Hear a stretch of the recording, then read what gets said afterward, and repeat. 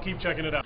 Yo, what's going on, everybody? Chad here from InTheOT.com, and today I had to come in front of my camera and get a little bit worked up when I found out about the NHL Awards ceremony that was going to be on television, 8 Pacific and 11 Eastern Time. Not so much because of the hour in which they decided to do it, but more so because of the fact that they are showing this on tape delay. I have never in my life seen such pathetic leadership running a professional sports league. Who in their right mind comes up with the decision and goes, boy, it would make a lot of sense for everybody to want to tune in after the fact once they know who's already won the awards. We know that Corey Perry won the MVP. We know that Tim Thomas won the Vezina. We know that Jeff Skinner won the Rookie of the Year. And we know that Ryan Kesler won the Selke Trophy and Nick Lidstrom won the Norris Trophy. So what would make anybody want to go out of their way to go watch something that they already know the results to? The entire reason people go and watch sports is because of the unpredictable factor, and we don't exactly know what's going to happen. And even though you might have an inclination to believe a game might go one way, a team might perform in a certain situation, or even an award that we know the results to because it's voted on beforehand, 99.9% of people don't know because they're not in the media and they don't actually sit there and make the votes themselves. So why would you take away any potential suspense and make the show a little bit more exciting to have it tape delayed?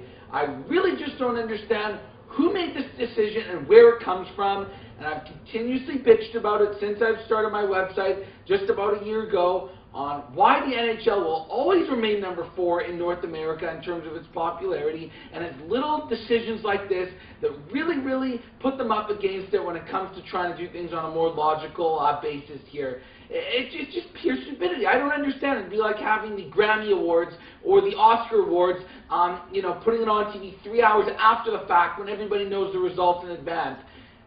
Oh, it's just so frustrating, and especially when you want to talk about the East Coast where more of the population that comprises of the North American sports fan comes from. It's going to be 11 o'clock their time, and most of the working society is starting to think about going to bed at that hour. You would think they'd want to take advantage of getting the highest number rating possible and put it in a more prime time hour, so if they did it live when it actually happened, when it was maybe 7 or 8 o'clock Eastern, 4 or 5 Pacific, they would more likely get those ratings that they want.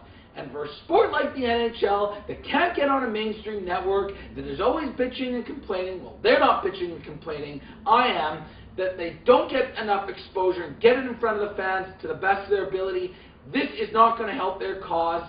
Versus Network, they're replaying it later on. Same with CBC in Canada here. It's just absolutely ridiculous. If they want to come out and say, well, it's logistics this, logistics that, those networks already had programs for those hours. The news is a common thing here on the West Coast at 5 o'clock. Whatever Versus has on, then fine.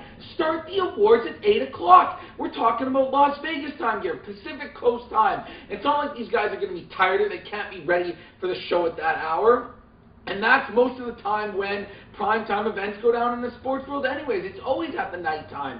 So why would they change everything here? It just drives me nuts. Oh, I don't even know why anybody would bother tuning in for it.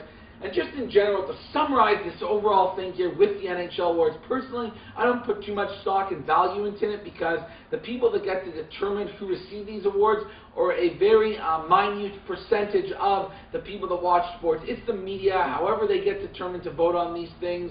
It's really, in my opinion, not a fair indication of what is determined to be the best player for each of these things. I think it would be more appropriate if it came from a player's vote or general managers, people that are more actually in touch with the game themselves than people that just watch it on TV. Why should a journalist's opinion be held at a higher standard than some average fan like myself that has a lot of passion towards the sport? He's probably watched more of the games and knows more about the players than half the people that are voting on it anyways, especially when it comes down to people on the West Coast that have their games there that are being voted on by the East Coast writers and journalists when they don't even watch half the games.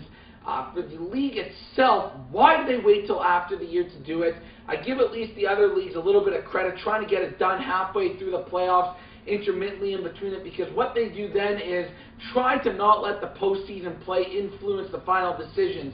And I know on the surface people can say, well, the official rules state that all decisions must be based on regular season play only, and that's how they got nominated. But you can't tell me that human nature doesn't kick in a little bit, and any one of the people that were nominated for an award that participate in the playoffs don't just affect their opinions a little bit when it comes down to making that decision. So at least if you were to have it prior to the playoffs being finished, then the long-term playoff run would not have nearly as much an effect on the psyche when it comes to determining on who wins these awards here. So that is why I think it's an absolute joke. The fact that they let it go on for way too long, and just in general, why would it be so difficult if they want to allow the playoffs to impact who the MVP of the league is, or who the best coach or the best goalie is? After all, isn't every single player, team, owner, general manager, and organization based on their playoff performance? So wouldn't it only make sense for the overall judgment to be based on what is considered the most important part of the year, the playoffs? It should at least be factored in instead of just completely thrown out the window. Now, I understand that there's a Conn Smythe Award for who the best player in the playoffs is, but that's just one award. The fact that there's multiple awards handed out and they have zero impact from the playoffs, to me it's an absolute travesty the way that system's all set up. And to me, it just doesn't make things as fair as it should be in terms of handing out these awards for who really deserves them when it comes down to it at the end of the day. Because, like I said, it's all based on the playoffs anyways. So even if people want to go out there and say, well, it's not really fair. Some of the players had great regular seasons and their teams didn't make the playoffs, and you can't handicap them when it comes to determining if they deserve an award or not. Well, yes, you can, because if you're that damn good, get your team into the playoffs. And I understand that it's a team sport, and sometimes one player can only do so much, and he could still be great and be a contender for any of the awards, and the rest of the team stunk around him. But you know what? If you're that damn good, find a way to get your team in the playoffs. One player can make that much of an impact. And it's not like it's baseball or football here where we're talking about a higher standard being held in terms of teams making the playoffs. In the NBA and the NHL, over 50% of the league makes the playoffs. If you cannot get your team in the playoffs and you want to be nominated or winning one of the prestigious awards in the league, you don't deserve to if you can't make the playoffs. So that's why it should be included in the final judgment when they determine all this kind of stuff here. I'm just sick and tired of the system in terms of the way it's determined, and then even more so an absolute embarrassment by whoever makes the decisions up top. I'll point the finger at Gary Bettman because he's responsible for everything that goes on underneath him for having a tape delay for the NHL Awards. Who dreamed this crap up?